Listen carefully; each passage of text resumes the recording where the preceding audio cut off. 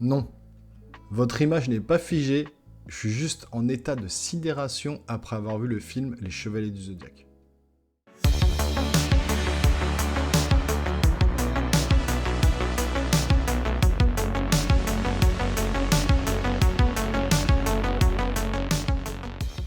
Bon alors bonjour à tous, je sors donc du visionnage du film Les Chevaliers du Zodiaque. Alors j'ai pris un peu de temps mais franchement j'avais pas envie de payer pour aller au cinéma pour voir ce film parce que j'avais eu les premiers retours critiques qui étaient plutôt catastrophiques et on parlait d'un niveau de Dragon Ball Evolution, alors en sachant que ce film est une grosse purge totale qui n'a rien à voir avec l'univers d'Akira Toriyama et de Dragon Ball et tout ce qu'on veut.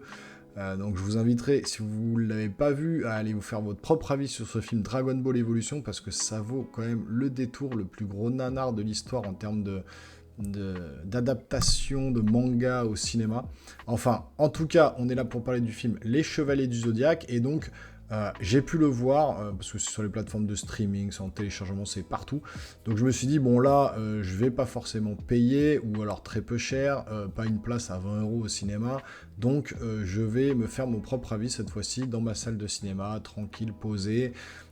Et je vais regarder ce film, et je peux vous dire que je suis quand même, j'ai été assez sidéré par le film, parce qu'il y a des trucs quand même complètement catastrophiques, et il y a d'autres choses qui sont dommages parce qu'il y avait quand même un potentiel pour faire un bon film, mais c'est complètement raté par plusieurs aspects que je vais vous exposer dans ma critique. Et donc cette critique sera full spoiler, hein, parce que le film est sorti il y a longtemps déjà, il y a plus de 2-3 mois, donc du coup on va pas commencer à pas spoiler, hein, vous êtes là, si vous restez, sachez-le, ça sera full spoiler. Donc en fait, ce film... on va dire qu'il y a certains aspects qui vont être repris de l'animé, mais la plupart du film, en fait, la réalisation ne va pas du tout suivre ce qu'on connaît du manga ou de l'animé de notre enfance. Alors il faut savoir aussi que moi je suis un gros fan de l'animé et du manga Saint Seiya. J'ai regardé tous les épisodes au Club Dorothée en français quand j'étais petit, parce que moi je suis un gosse des années 80, donc si j'étais baigné dedans, j'étais en plein dans ce genre dans ces mangas, dans ces adaptations de mangas en animé, etc., grâce à Dorothée et au Club Dorothée. Et je suis un ultra fan de Saint Seiya, je suis un ultra fan de Dragon Ball Z. Et donc quand je vois les deux films qui nous ont pondus en live action de mes deux animés d'enfance préférés, ça me fait un peu mal au cœur. Et donc je suis un gros fan de Saint Seiya, je les ai revus par la suite tout en japonais, parce que j'adore le japonais, et je trouve que ce doublage japonais amené dans les animés, c'est juste, les mecs sont investis à fond, notamment sur tout ce qui est combat, attaque, etc. Et on en reparlera de ça dans cette critique concernant le film. Mais bon, le film démarre donc sur Seiya. Alors déjà, la bonne chose, c'est qu'ils ont pris un acteur asiatique, bon, très bien, qui ressemble pas forcément à Seiya, mais il a quand même des traits voilà, qui pourraient faire penser à du Seiya en mode live action, quoi. Et ils l'ont revêtu déjà de la même tenue, c'est-à-dire le t-shirt rouge, le jean, les baskets blanches, donc bon, déjà, bon point. Le seul problème, c'est que ça commence tout de suite, combat dans une arène de MMA, dans un octogone, avec un mec qui rencontre, qui s'appelle Cassius, donc un espèce de demeuré, qui, en fait, le Cassius, on le connaît, hein, dans le manga, dans l'animé, il est beaucoup plus grand que Seiya, il n'est pas forcément demeuré, mais c'est un bourrin. Alors là, c'est également un bourrin, mais il fait plus demeuré, en fait, plus abruti qu'autre chose. Et donc du coup, je vois pas pourquoi Cassius apparaît à ce moment-là, qui est le gérant des combats de MMA, enfin bon, bref. Les combats sont pas trop mal, le début, en tout cas les chorégraphies de combat, d'art martial et tout ça, je trouve ça pas trop mal fait, la caméra, et les coups portés sont assez violents, ça marche plutôt pas mal au départ au niveau des combats. Alors on reste sur vraiment un combat art martial kung fu, ce qui est pas du tout le cas dans la série Saint Seiya, hein. On est plus sur des attaques de cosmos, etc. Il n'y a pas trop de coups de poing et de coups de pied en mode kung fu. Mais bon, ils ont fait le parti pris de partir là-dessus, parce que sur un film live action, on peut pas juste regarder les personnages se toiser pendant 15 minutes et envoyer une attaque ou deux. Donc bon, pourquoi pas, les combats sont dynamiques, on est pas mal, mais très vite, ça retombe extrêmement vite. notamment déjà par les effets spéciaux. Une catastrophe, mais j'ai jamais vu ça. Enfin, franchement, il y a une course-poursuite en bagnole au début du film, mais j'avais l'impression de regarder une cinématique de jeux vidéo à l'ancienne, quoi, PS2, PS3. Enfin, franchement, c'était ultra mal fait, quoi. Mais vraiment, j'exagère pas, c'est vraiment dégueulasse, quoi. Je sais pas comment ils ont fait leurs effets spéciaux, mais c'est une catastrophe, cette poursuite en bagnole avec un hélico qui les course derrière. Enfin, c'est juste hallucinant. J'étais sidéré devant mon écran, comme ça. Je me dis, mais qu'est-ce que c'est que ça? Une catastrophe. Il y a une scène aussi où Seiya va sauter d'un hélicoptère pour aller au sol. On voit que c'est du studio, il saute de l'hélicoptère, on dirait du carton-pâte, on dirait du plastique. Il ouvre la porte, c'est du polystyrène. Il est face au vide. On voit très bien que, j'imaginais très bien le mec avec le ventilateur devant en train de lui faire souffler de l'air et deux mecs en dessous en train de bouger l'avion pour faire mine que l'avion a des turbulences. Enfin, c'était vraiment ça, quoi. Y a-t-il un pilote dans l'avion, quoi? C'est du même niveau, quoi. Les effets spéciaux, mais vraiment à chier, dégueulasse, quoi. Enfin, franchement, c'était juste une catastrophe. On est pareil sur l'adaptation des personnages. Alors Seiya, c'est très bien, il le nomme Seiya. Bon, ok, déjà, heureusement, quand même, qu'il le nomme Seiya. Deuxièmement, Iki, il se nomme Nero, c'est plus Iki. Saori, qui est donc la princesse Athéna, la déesse Athéna, se nomme Sienna. Donc on comprend pas. Cassius, ils ont laissé Cassius. Seiya, ils ont laissé Seiya. Kido, le père ou le grand-père, alors dans la manga, c'est le grand-père de Saori. Là, ça va être le père en fait adoptif de Sienna. Donc qui est Saori, hein, mais il la nomme pas comme ça dans le manga. Alors l'actrice, bon, une petite blondinette hollywoodienne, bon, casse pas trop pattes à un canard en termes d'acting. Il y en a qui s'en sortent un peu mieux que d'autres. Alors effectivement, Sean Bean, qui joue le rôle du père, on voit qu'il a un peu plus de bouteilles. La mère de Sienna, qui est jouée par Famke Janssen, qu'on connaît notamment pour ses rôles dans X-Men, bon, fait le taf aussi. Seiya, il est pas trop mal dans son rôle, mais bon, voilà quoi, c'est vraiment de l'acting de bas niveau. Et moi, ce que je comprends pas, c'est pourquoi ils ont changé le nom de tous les personnages. Alors, il y en a un particulièrement, Marine. Alors, Marine, on sait tous que voilà, c'est la sœur de Seiya, c'est une chevalier d'argent, elle a son masque, elle peut pas retirer son masque. Alors au début, Seiya sait pas que c'est elle. Alors là, dans le film, il ne sait toujours pas que c'est elle, sauf qu'ils l'ont nommée Patricia, quoi. Mais... Alors je l'ai vu en français, je sais pas si en anglais le nom change ou voilà, s'ils ont donné un autre nom, mais je sais que voilà, Sienna déjà, alors que c'est pas Saori, bon, Cassius, Seiya, etc. Et Marine qui renomme Patricia, quoi. Patricia, pourquoi ils l'ont pas appelée Huguette ou Roberta, quoi? Enfin, c'est quoi ce prénom, quoi? Pourquoi ils ont donné le prénom de Seiya? Ils auraient pu donner un prénom japonais à sa sœur. Ça serait très bien passé avec le chevalier Marine, chevalier d'aigle, le chevalier de l'aigle, le chevalier d'argent, qui se nomme Marine, effectivement, de son nom de chevalier. Donc ça, c'est très bien, mais pourquoi ils la nomment Patricia, quoi? Ah, je recherche ma sœur Patricia. C'est vraiment... faut l'avaler, quoi, le truc, quoi. Donc franchement, déjà, changer tous les prénoms des protagonistes comme ça, pourquoi ils n'ont pas nommé Saori, pourquoi ils n'ont pas laissé Iki, ça sonne beaucoup mieux que Nero, enfin bon, bref. Donc déjà, moi, ce qui m'a choqué, comme je vous ai dit, c'est les effets spéciaux catastrophiques. Ensuite, le jeu des acteurs qui sont quand même bas de niveau. La réalisation qui est ras des pâquerettes, hein, vraiment, c'est le minimum du minimum. Hein, la réalisation, il n'y a pas de plan iconique, il n'y a rien. Alors, le seul truc qui sort un peu son épingle du jeu, ça va être les chorégraphies, comme je vous ai dit, les combats. Même le combat à la fin entre, alors moi, je vais Nero et Seiya, mais Iki et Seiya, je trouve qu'il y avait du dynamisme. Et c'est pour ça que c'est dommage, parce que s'ils avaient mis un peu plus de moyens, un peu plus d'acteurs, on va dire, qui jouent un peu mieux la comédie, avec des effets spéciaux qui valent le coup et qui gardent l'histoire, parce que l'histoire est complètement changée. Athéna qui est censée détruire le monde avec donc sa mère qui veut la tuer, son père qui veut la protéger, donc ça sort de nulle part. Les chevaliers d'or complètement absents, les chevaliers du zodiaque, donc Shiryu, Shun, Yoga, Iki. Alors à part Iki, les autres sont complètement absents. Pourquoi ça s'appelle les chevaliers du zodiaque, en sachant que Alors, en France, les Chevaliers du Zodiac. Aux États-Unis, The Knights of Zodiac. Donc, ils ont retraduit. Par contre, au Japon, pardon, c'est Saint Seiya, The Beginning. Donc, ok, le Chevalier Seiya, le commencement. Bah, ok, là, ça a tout son sens, ça prend tout son sens, parce que on n'a que le Chevalier Seiya qui va faire son entraînement avec Marine. Alors justement, la seule partie du film qui tient la route, c'est cet entraînement avec Marine, où il essaie de casser un rocher avec son cosmos, etc. Il apprend à utiliser son cosmos pour faire les météores de Pégase et tout. Donc, ok, très bien, ça respecte très bien l'animé. On est vraiment dans l'ambiance d'entraînement avec Marine, avec sa sœur. Il ne sait toujours pas que c'est sa sœur, mais avec sa sœur.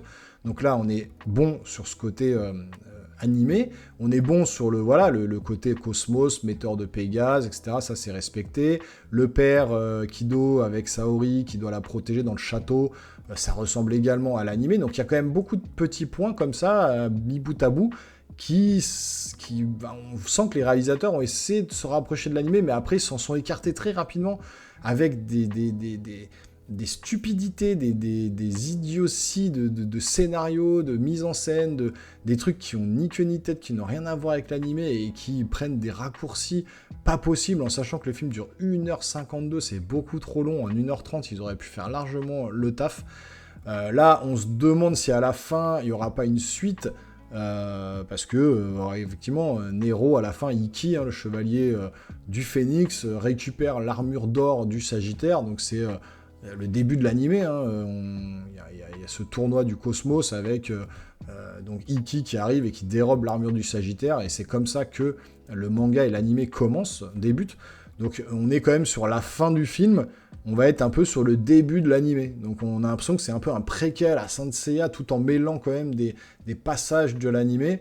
Et puis il y a quand même un truc qui est juste catastrophique, c'est les armures.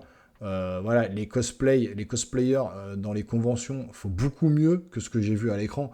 Des espèces d'armures dégueulasses, en carton-pâte aussi, en plastique, vraiment très très moche. En sachant que Seiya, on attend que ça, qu'il mette son armure, qu'il puisse la revêtir. Et quand il la met, on est là, waouh, qu'est-ce que c'est que cette armure, quoi. Et puis, ses attaques, les météores de Pégase, quand même. Alors, en français, mais le Pegasus Ryu Seiken, en japonais, je vais pas vous faire l'honneur de vous le mimer, mais moi, ça me prend les tripes quand je vois ces attaques-là, même encore maintenant, sur mon écran, quand je remets les Saint Seiya. Toutes les attaques des chevaliers, c'est quand même ponctué par ce fameux cri, cette fameuse attaque qui balance à l'écran, tout en la nommant, quoi. Et ça aurait dû être entièrement respecté. Je vais vous montrer un petit peu ce que donne, alors très court, c'est sur le trailer, ce que donne l'attaque de Seiya dans le film, et ce que donne ensuite l'attaque, la vraie que vous avez dans l'animé, pour comparer. Et vous allez voir la différence, mais c'est exactement ce qu'ils auraient dû faire de l'animé, ils auraient dû le transposer dans le film, parce que là, son attaque, c'est juste, je lance mon poing, je bouge pas d'un millimètre, et il y a des espèces de météores qui partent, des gravillons de Pégase, c'est même pas des météores de Pégase, là, c'est des gravillons de Pégase, c'est vraiment, attention, quoi, on n'est pas sur du météore, on est plus sur du gravillon, quoi. Donc, regardez un peu la séquence très très courte du film, et ensuite, je vous balance la séquence du manga, et vous allez voir la différence, c'est juste hallucinant.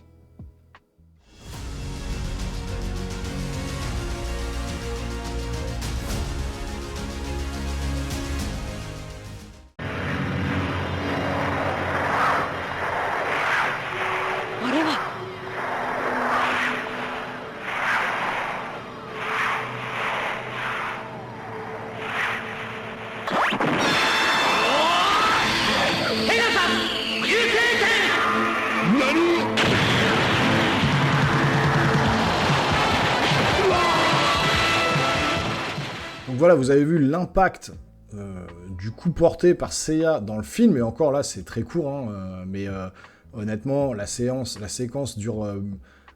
le combat final, on va dire, contre Nero dure une dizaine de minutes, ça se bastonne pas mal, il y a des coups portés, il y a les auras du cosmos un peu orangés de Phénix et un peu bleutés de Pégase qui ressortent, donc voilà, les caméras sont très proches, ça tabasse bien, ça s'écarte, on voit vraiment la puissance, le choc des coups.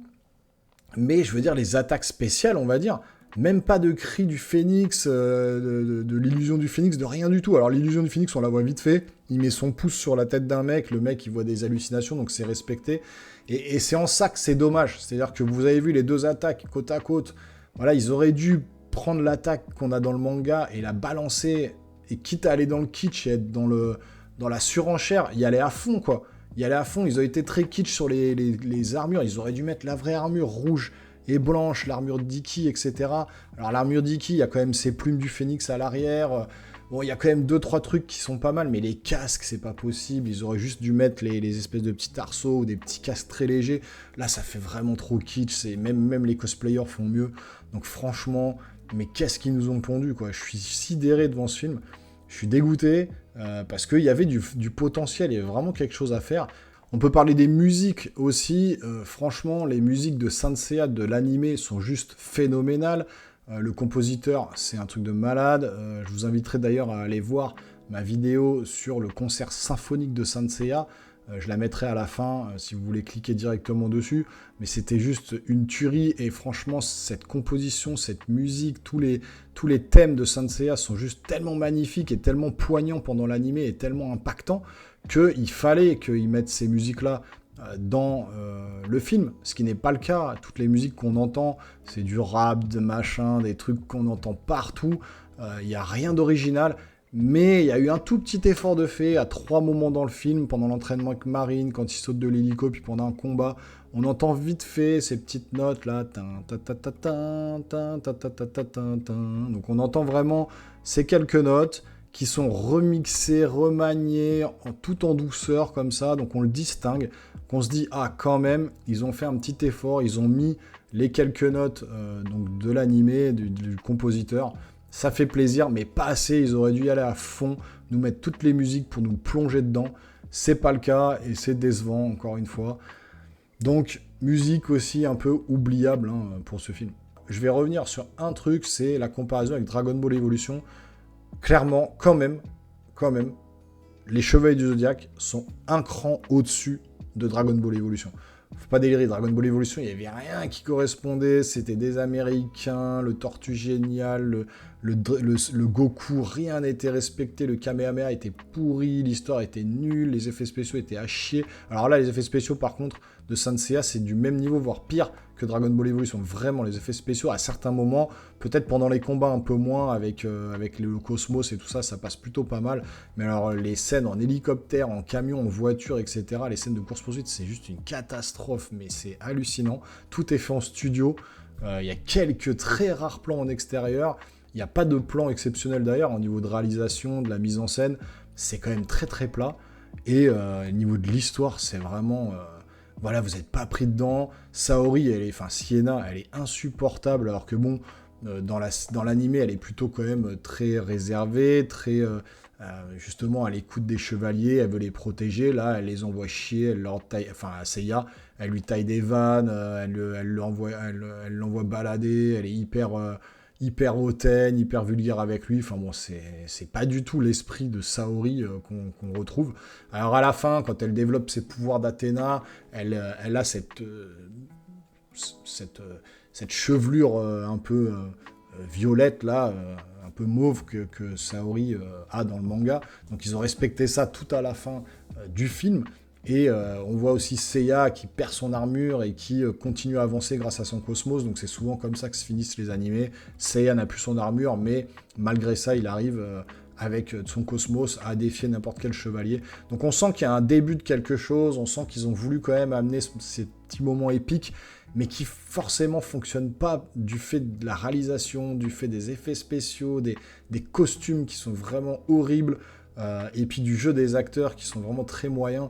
Donc vraiment, j'ai l'impression d'être devant une série télé des années 2000, on va dire une bonne série télé, mais bon, vraiment le truc qu'on regarde le dimanche après-midi sur M6, vraiment, voilà, ça méritait pas une sortie au cinéma et un blockbuster soi-disant de Saint Seiya, en faire toute une histoire là-dessus. Non, franchement, ça vaut pas le coup. Vaut mieux rester sur le bon vieil animé. Faut que les gens, les réalisateurs comprennent qu'il faut arrêter de balancer, d'essayer de faire des live-action sur des animés comme ça qui sont impossibles à réaliser en en capture réelle, quoi, on va dire, sur Saint Seiya, sur DBZ, sur ce que vous voulez, même alors s'ils nous sortent là le One Piece, ils vont nous faire du Naruto bientôt, mais faut pas en fait, faut pas. Il faut pas faire ça, il faut rester l'animé, ça permet des choses que ne peut pas justement le live action. L'animé, ça permet de fracasser tout, d'envoyer des espèces d'effets spéciaux de la mort, d'avoir des impacts, des vrais impacts pendant les combats, pendant les chorégraphies, où vous en prenez plein la tête, ce qui ne peut pas être réalisable dans certains films, et notamment sur l'adaptation de ces mangas, c'est impossible. Donc voilà, les réalisateurs, faut arrêter tout ça, arrêtez de faire des live action, restez sur les mangas et concentrez-vous pour nous faire des bons films, parce qu'en ce moment, on n'en a pas beaucoup. Donc voilà, tout ce que j'avais à dire sur ce film, Les Chevaliers du Zodiaque. Beaucoup trop de points négatifs, à mon sens, pour le mettre dans un classement où voilà, ça peut être un bon film. Bah non, c'est passable et très très moyen. Donc voilà, à oublier très vite, à mettre aux oubliettes, comme le film Super Mario Bros, même si ça reste un film culte, hein, je parle du film des années 80, hein. En live action aussi, c'est pareil, faut oublier ce film-là, faut oublier Dragon Ball Evolution, et puis on va très vite oublier Saint Seiya, enfin les Chevaliers du Zodiaque, voilà, le Chevalier du Zodiaque, ils auraient dû le nommer comme ça. Et je sais pas s'il va y avoir une suite, parce que vraiment à la fin, hein, Nero part avec l'armure du Sagittaire, donc théoriquement, on sent que la fin se finit là-dessus, donc on sent qu'ils veulent prolonger l'histoire et faire une suite, mais avec le flop que ça a fait, je sais pas s'ils vont le faire. Donc bon, en tout cas, on est sur la fin de cette critique, j'espère que ça vous a plu. Si c'est le cas, n'hésitez pas à vous abonner et activer la petite cloche, lâchez des gros pouces en l'air, ça aide vraiment la chaîne, je compte sur vous les geeks. A très bientôt sur une prochaine vidéo, portez-vous bien, ciao ciao.